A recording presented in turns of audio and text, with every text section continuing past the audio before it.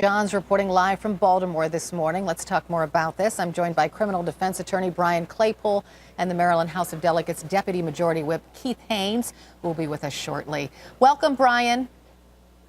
Hi, Carol.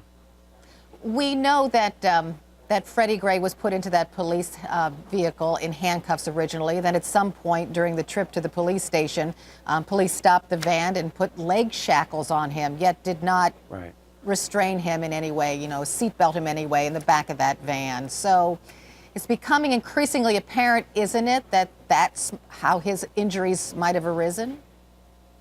Well, Carol, I'm not so sure of that, and I'll tell you why.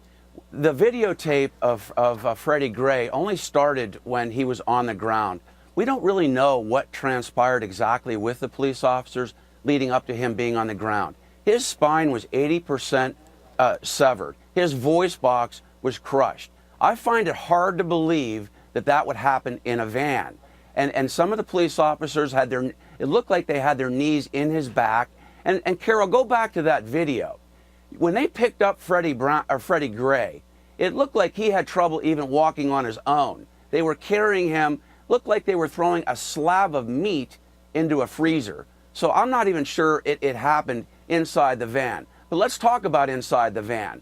First of all, police officers, before they even put him in the van, have a constitutional duty to call for medical aid if a suspect is injured. I've handled about 10 death cases in the last decade, and I've dealt with this issue. They should have called the paramedics before he was even thrown in the van, Carol. He was screaming and yelling in pain. Once he's in the van, he needs to be seatbelted.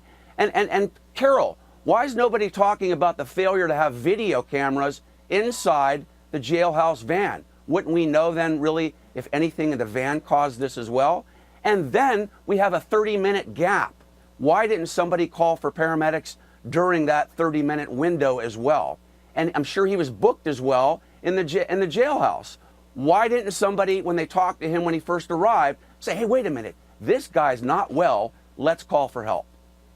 I don't know. Everybody wants answers to those very questions. Keith Haynes, by the way, is joining us now.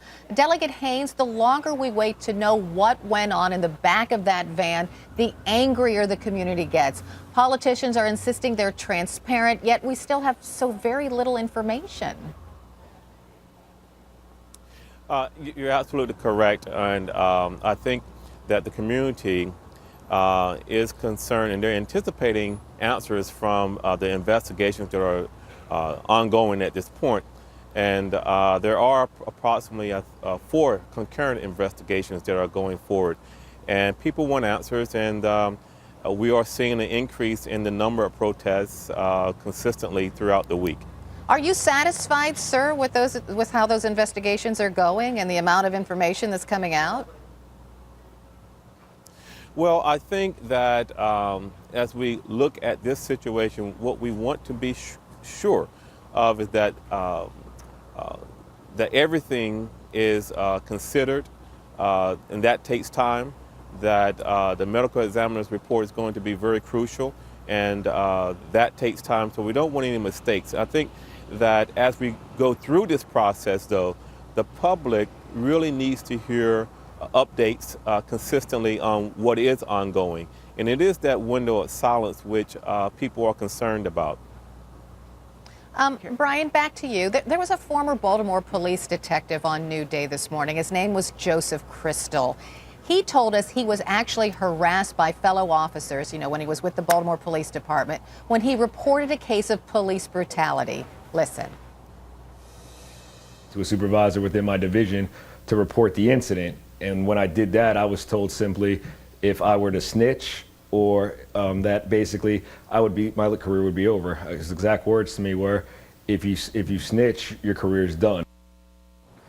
So Brian, this is concerning, right? Because this could enter into this case as well.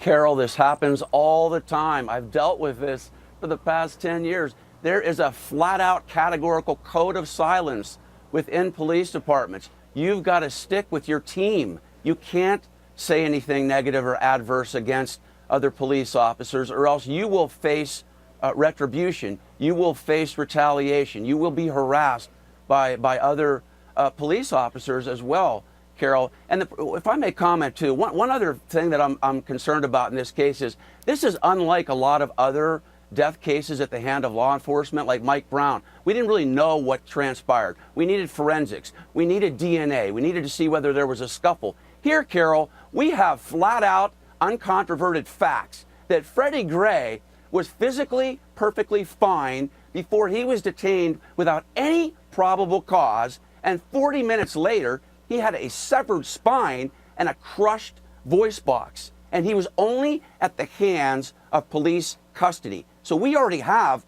a lot of questions answered, and it should not take long to indict some or all of these police officers.